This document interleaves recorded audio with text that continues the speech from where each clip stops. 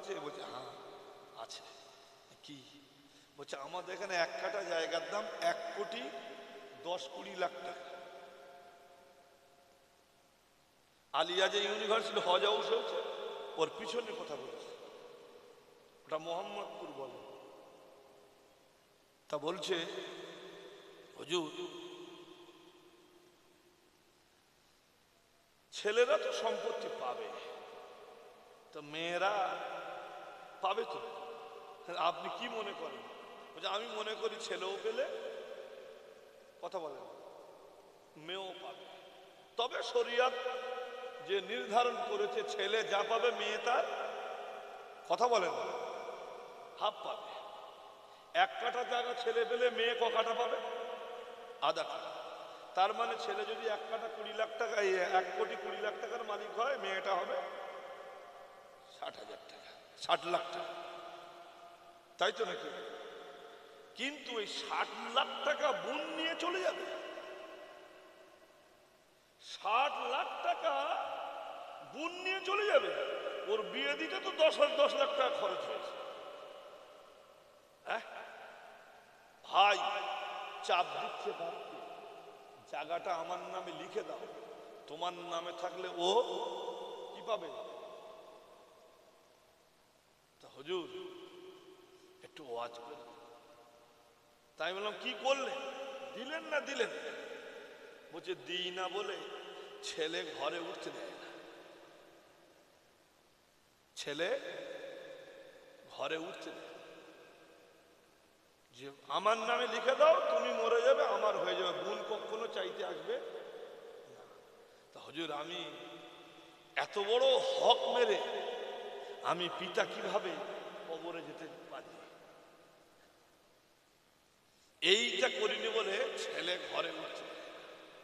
আপনার আজকে ওয়াজ কিন্তু আমি শুনতে চাই এর উপরে। আমার ছেলে মানুক আর না মানুক, যদি আমার এলাকায় অন্য কোনো বাপে কষ্টে থাকে, অন্তত তার ছেলে যদি মানে আমি এটাই খুশি। আমি চিন্তা করতাম লোকটা বয়স হয়ে গেছে কিন্তু অনেক দামি কথা আমাকে শুনে। সেদিনের আমার বক্তব্য ছিল এই কথা।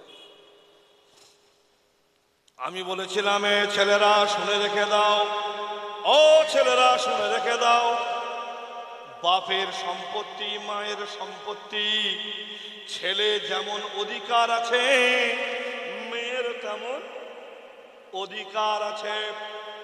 তোমার বোন ওটা তোমার ভাই, তোমার বিপদে প্রথম যার চোখ দিয়ে পানি পড়বে সে তোমার বোন।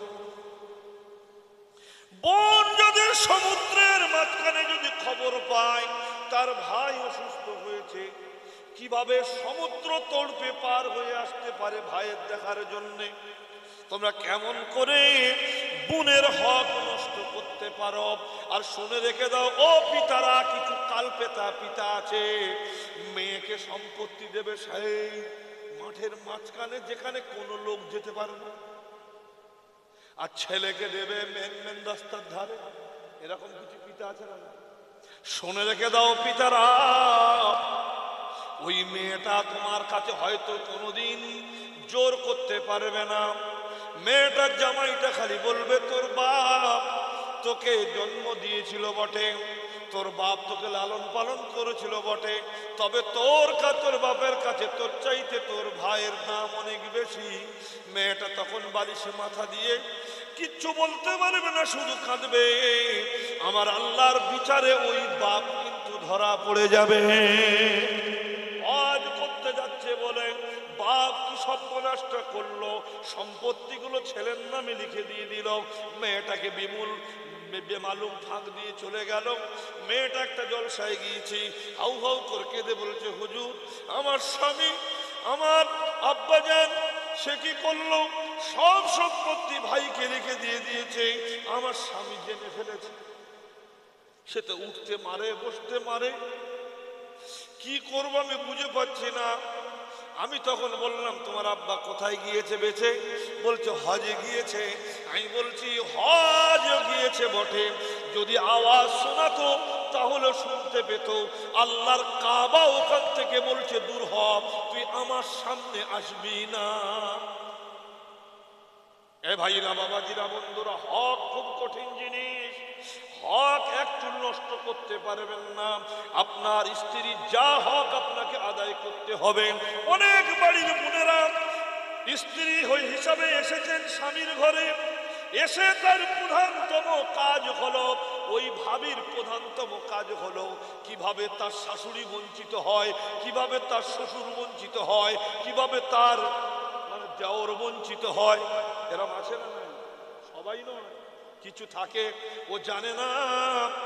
ভাই যদি ভাইকে কিছু দেয়, ভাই যদি বোনকে কিছু সাহায্য করে, আমার ভাবিরা খালারা শুনে রেখে দাও, মানসাররা, আল্লাহর নবীর হাদিস, যদি কেউ চায় তার হায়াতটাকে বৃদ্ধি করব, নবীজি বলছেন তোমরা যদি কেউ চাও যে আমাদের হায়াতটা একটু বৃদ্ধি হোক, তাহলে তোমাদের কি করতে হবে তোমরা কি জানো?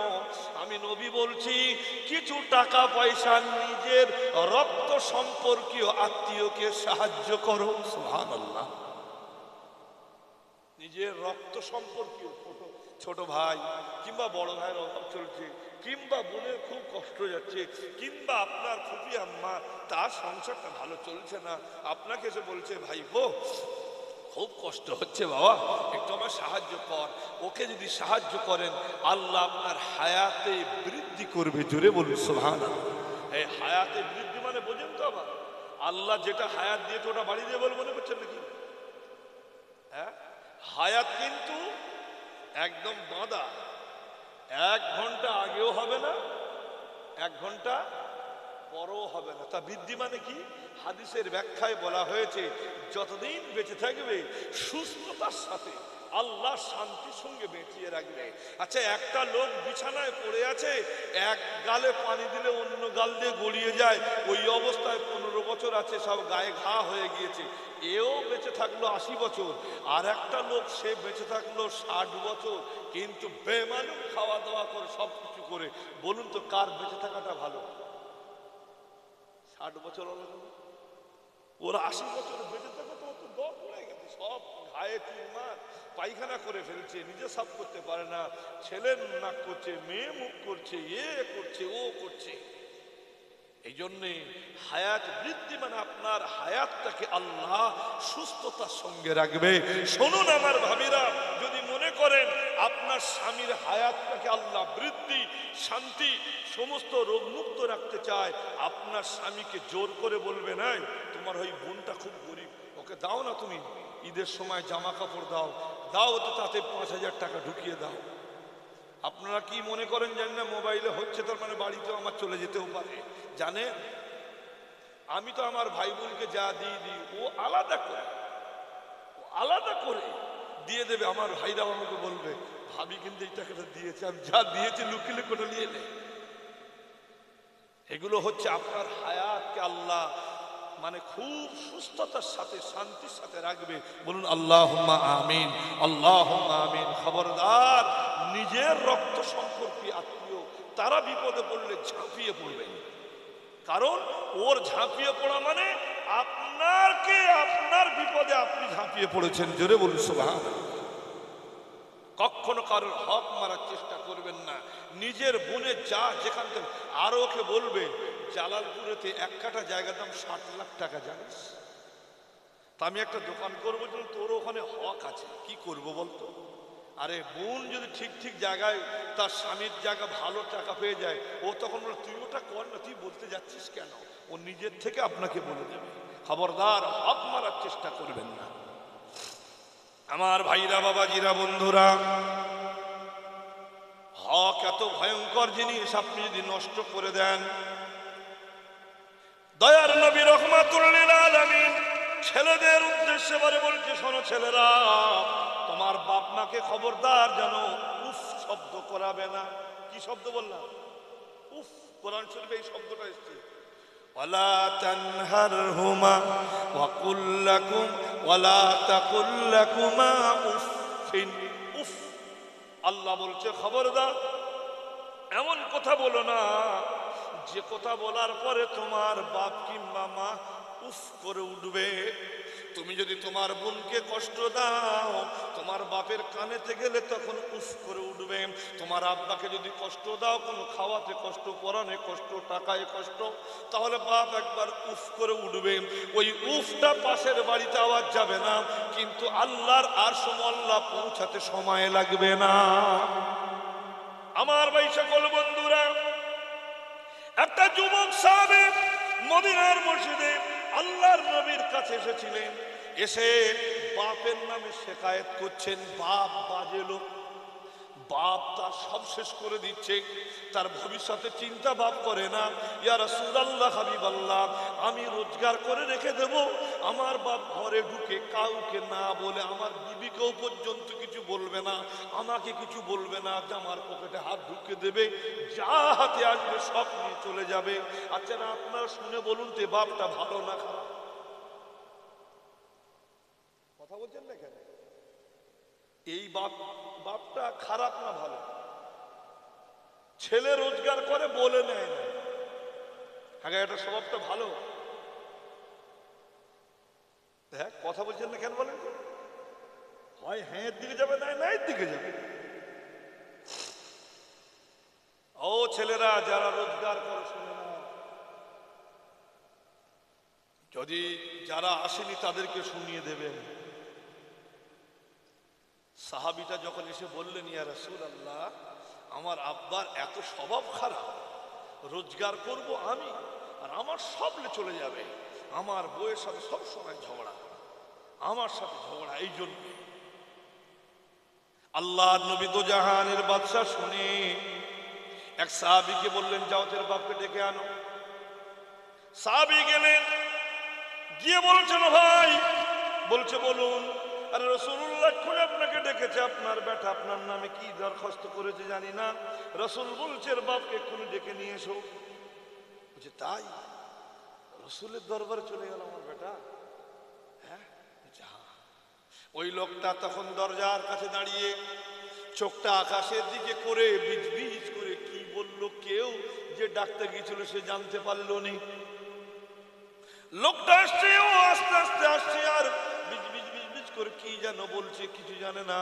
আমার আল্লাহ পাক জিবরাইলকে বললেন, জিবরাইল আমার রাসূলকে শুনিয়ে দিও, ও যখন আমার নবীজির কাছে আসবে, ও মনে মনে কি কথা বলছিল ওর কান শুনতে পাইনি, আমি আল্লাহ শুনে ফেলেছি।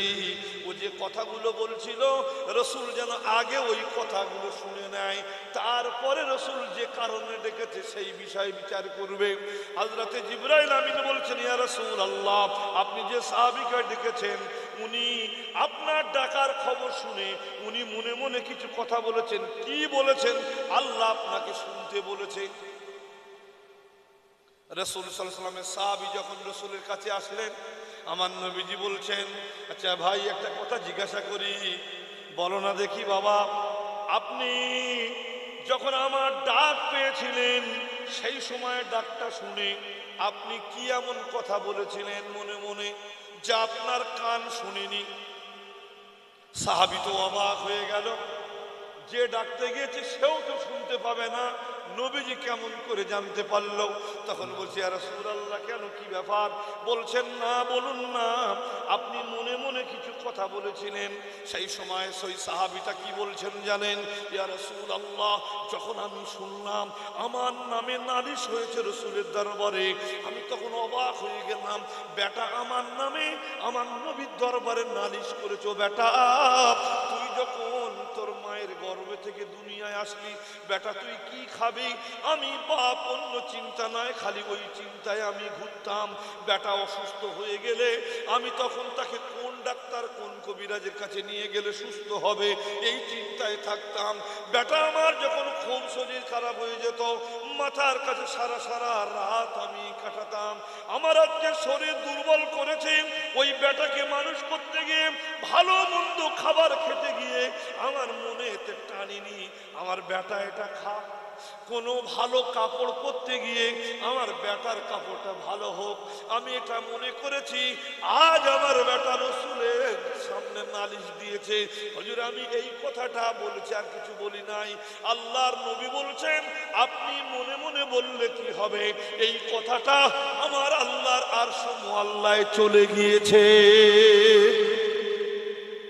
এবার রাসূল বলছেন, এই তোমার বাপের নামে কি নালিশ বলছিল এবার বলো। তখন ছেলেটা বলছে, ইয়া রাসূলুল্লাহ, রোজগার আমি করি, আমার বাপ আমার থেকে জানবেও না, পকেটে হাত দিয়ে সব নিয়ে নেবে। আমার সম্পত্তি আমার বোনকে দিয়ে দিচ্ছে, আমি ভাই ভালো জায়গায় গেলে তো আমার অধিকার আছে, কিন্তু আমার বাপ সে আমার নামে দিচ্ছে না, সকলের জন্য রেখে দিচ্ছে। হুজুর, তাই এইরকম আমার বাপের অনৈতিক কাজ, এই অনৈতিক কাজের জন্য বাপকে আমার পছন্দ লাগে না। ভালো করে শুনবেন, নবীজি তখন কি বলেছিলেন? আনতা ওয়া মালুকা। রাসূল বলছেন, তুমি আর তোমার রোজগারে যত সম্পত্তি আছে, টাকা হোক, জমি হোক, গাড়ি হোক, বাড়ি হোক, যাই হোক, তুমি আর তোমার সমস্ত সম্পত্তি লে ওয়ালাদিকা, তোমার বাপের অধিকার, তোমার মায়ের অধিকার। ও চেয়ে নেবে না, ওরা তোমার কাছে ফকির নয়, ওরা তোমার কাছে মিসকিন নয়, ওরা তোমার কাছে ভিখারি নয়, ওদের তুমি সব, তোমার যা সব ওদের, ওদের যখন খুশি তখন নেবে, কোনো কথা বলা যাবে না। জোরে বলুন সুবহানাল্লাহ, জোরে বলুন সুবহানাল্লাহ।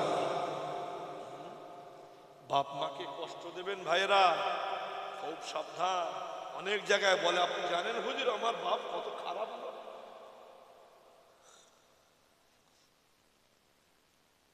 আল্লাহ যদি ফয়সালা উমারকে রেখে দিতেন, সেই উমারকে, কোন উমার?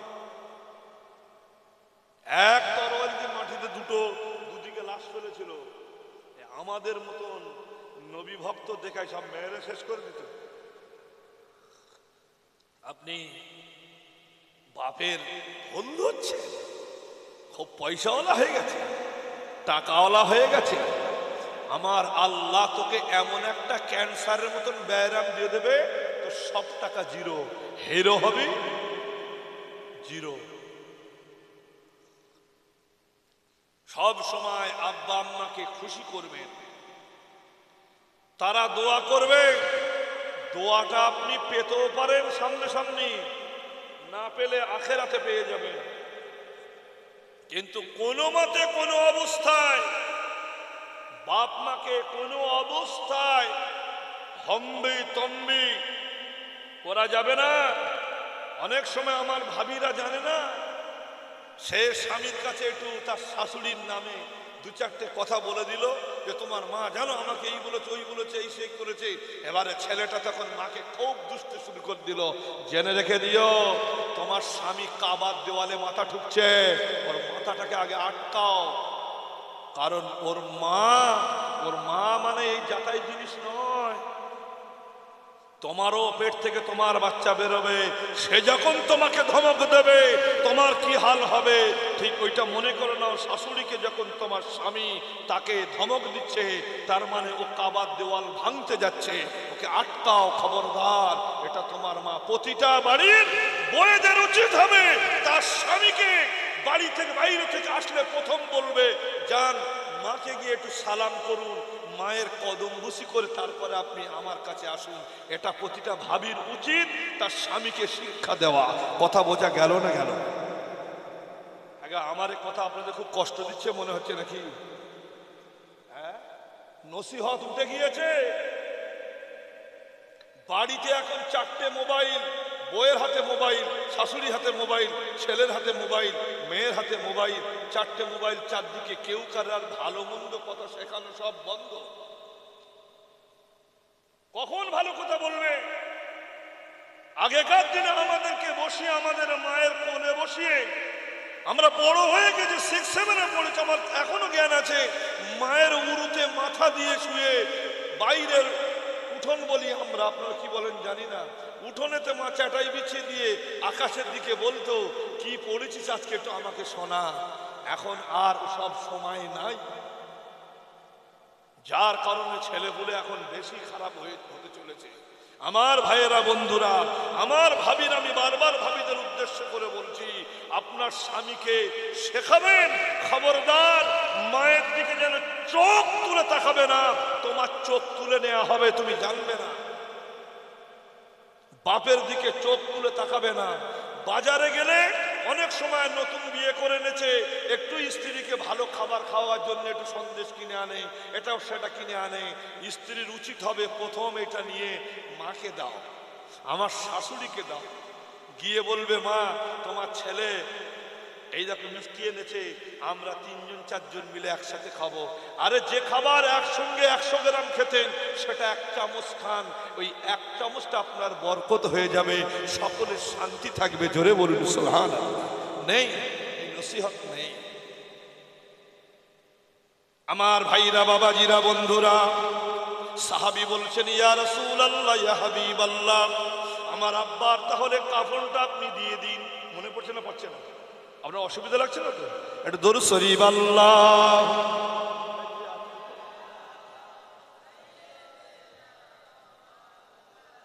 ফজর করে দেবো? ফজর বলছে হ্যাঁ।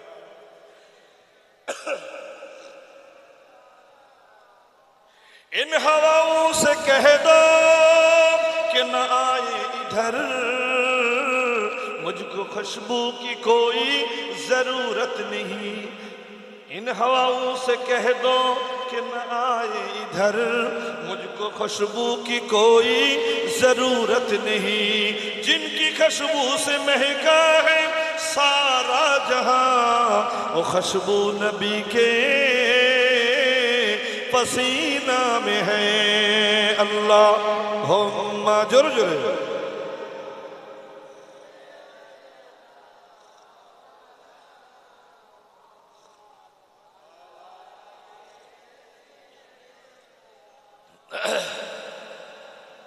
মনে মনে করেছিলাম 12টা পর্যন্ত পড়বো, জানেন আপনাদের বসে থাকা দেখে, আপনাদের একাগ্রতা দেখে আমারও যেন কিছু কথা বলতে মন যাচ্ছে। শরীর তো ভাই, ধরুন 1টা মাস আমরা মক্কা মদিনায় কাটিয়েছি, ওখানে থাকলে না খুব কষ্ট হয়। শুনে নি, যখন উমরায় যাবেন রোজার মাসে যাওয়ার চেষ্টা করবেন। কি মাসে? রমজান মাসের একটা মজা আছে, যদি ইবাদত করেন মনে করেন।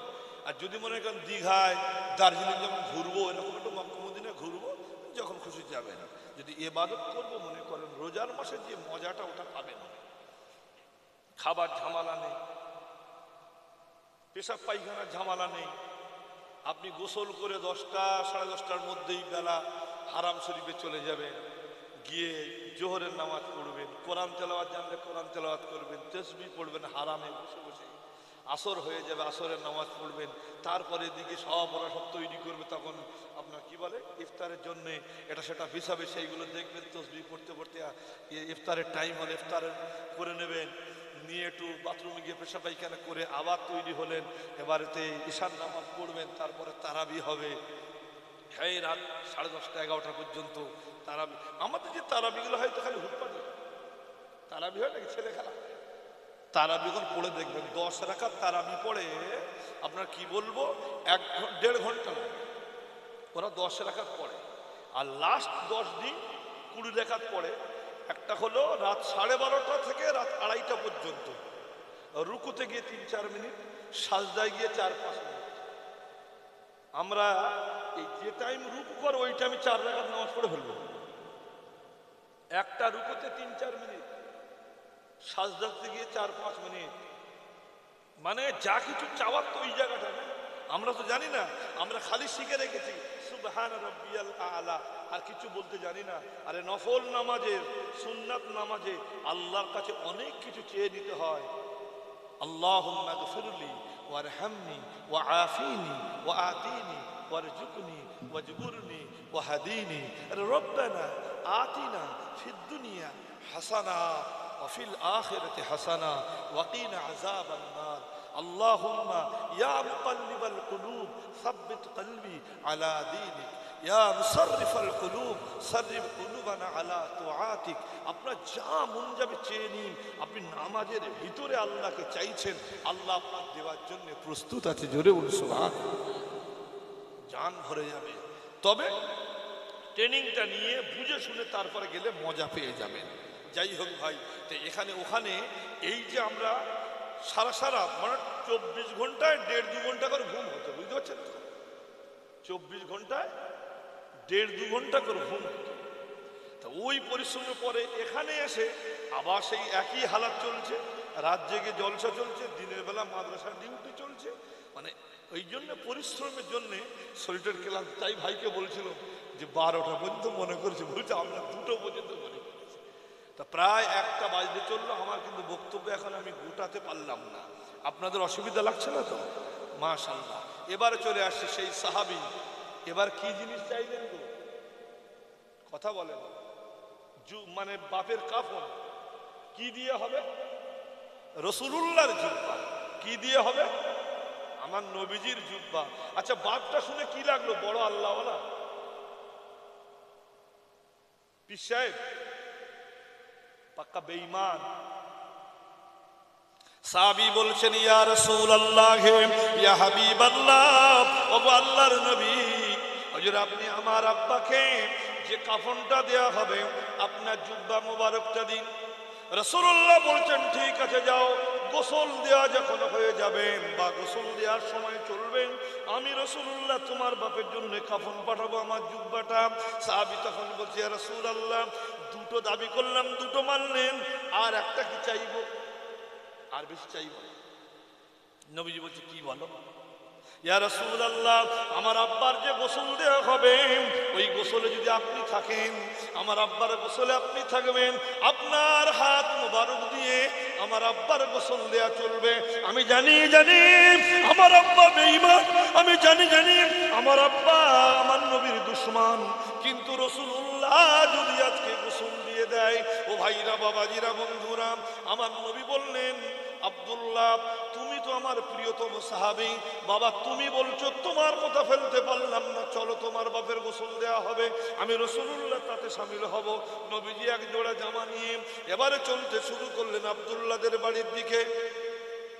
আল্লাহর হাবিব সাল্লাল্লাহু আলাইহি ওয়াসাল্লাম কদম তুলে তুলে আব্দুল্লাহদের বাড়িতে গেলেন। এলাকায় খবর হয়ে গেল, মদিনার চতুর্দিকে এই আওয়াজ চলে গেল, আল্লাহর নবী আব্দুল্লাহর বাপের গোসল দেবেন, জানাজা পড়াবেন, তার কাফনের কাপড় রাসূলুল্লাহ দেবেন। সাহাবীরা সব এবার যেতে শুরু করলো। রাসূল গোসলে থাকলেন, তার কাফনে তার জুব্বাটাও দিয়ে দিলেন। এবারে নবী করিম সাল্লাল্লাহু আলাইহি ওয়াসাল্লাম জানাজার জন্য রেডি করলেন। লাশ সামনে আনা হয়ে গেল, সকলে কাতার দিয়ে রাসূলুল্লাহ দাঁড়াতে বললেন, সকলে দাঁড়িয়ে গিয়েছে। একটা লোক দূর থেকে আসছে। এখন জানাজা চালু হবে না, ওনার অপেক্ষা হবে? কথা বলে না। আপনাদের এখানে কি করেন? অপেক্ষা করেন? একটু থামেন তো, ওই লোকটা আসছে। একটা লোক ছুটে ছুটে বাবা ওই জানাজা তৈরি, আল্লাহ নবী আল্লাহু আকবার শুধু বলবেন। এমত অবস্থায় সাহাবীরা বলছেন, ইয়া রাসূলুল্লাহ, একটা লোককে আমরা দেখছি খুব আসছে। বাবা যত কাছে এবারে চিনতে পারা যাচ্ছে কে লোকটা। তিনি আর অন্য কেউ নয়, আমিরুল মুমিনিন উমর ইবনুল খাত্তাব, হযরত উমর ফারুক আসছেন। ভাইরা, বাবাজিরা, সকলে অবাক হয়ে গেলেন, ভাই উমর আসছেন। আল্লাহর হাবিব সাল্লাল্লাহু আলাইহি ওয়াসাল্লাম তাকিয়ে আছেন, উমর ফারুক আসলেন। আচ্ছা, জানাজা পড়তে আসলেন না কি খেলা করতেছেন?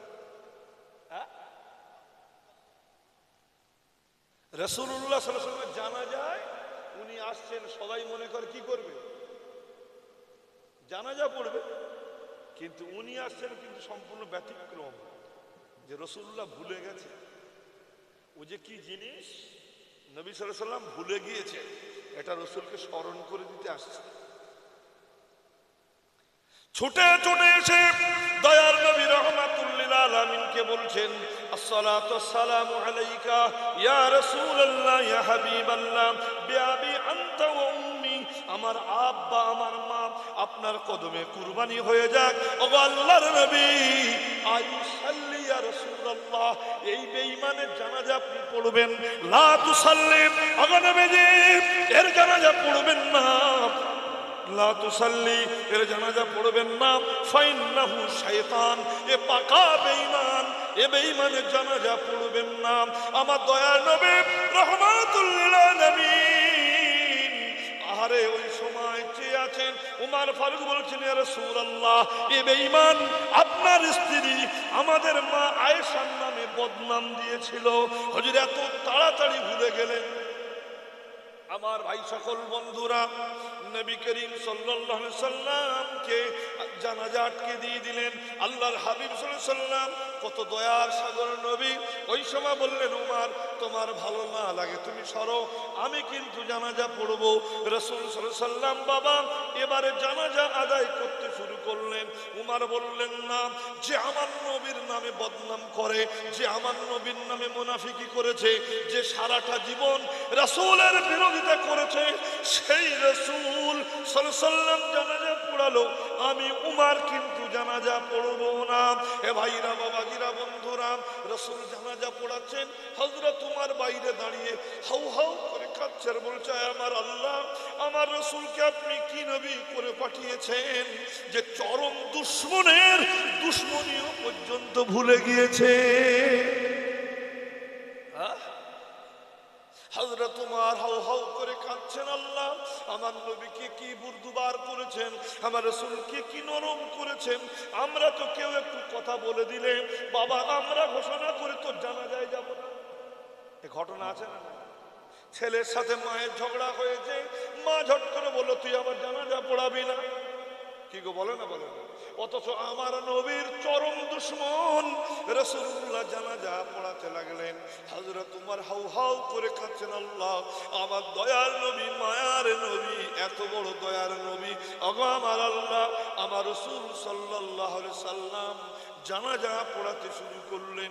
বাবা জানাজা কমপ্লিট হয়ে গেল। হযরত উমর এবারে মনটা ঠান্ডা হয়ে গেল, মনে মনে করলো, চিল্লে চিল্লে বলেছি, বিয়াদবি হয়ে গিয়েছে।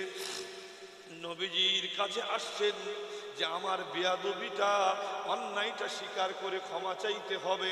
হযরত উমর রাসূলের একদম হাত ধরতে যাবে, সেই সময় জিবরাইল আওয়াজ দিয়ে বলছেন, ইয়া রাসূলুল্লাহ, ইয়া হাবিবাল্লাহ, এইমাত্র আল্লাহ আপনার কাছে ওহী নাযিল করছেন।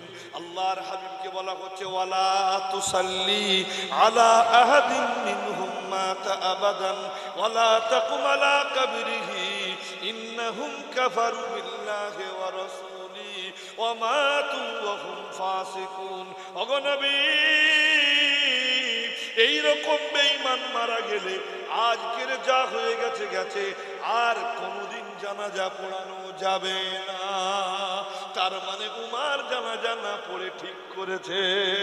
ইয়া রাসূলুল্লাহ, হাবিবাল্লাহ, কারণ হলো ইন্নাহুম কাফারু বিল্লাহি ওয়া রাসূলি, এরা আল্লাহ এবং রাসূলের সাথে কুফরি করেছে। ও ভাইরা, বাবাজিরা, আল্লাহ এবং রাসূলের সাথে কুফরি করলে সবচাইতে নারাজ হয় কে? জোরে বলুন। আমার ভাইরা, বাবাজিরা, বন্ধুরা, এই জন্য আমাদের উচিত আল্লাহ এবং রাসূলের মুহাব্বতে থাকা। আমি এই মজলিস থেকে একজন ভাইকে খুঁজতে চাই, যিনি বলবেন আল্লাহ এবং রাসূলকে খুশি করার জন্য এই মজলিসে কোন ভাই আছেন ৫,০০০ টাকা দিতে পারেন। আমি মুসাফির অবস্থায় আমার ওই ভাইয়ের জন্য দোয়া চাই, আল্লাহ যেন তার দানকে কবুল করে নেয়। কে আছেন বলতে পারেন?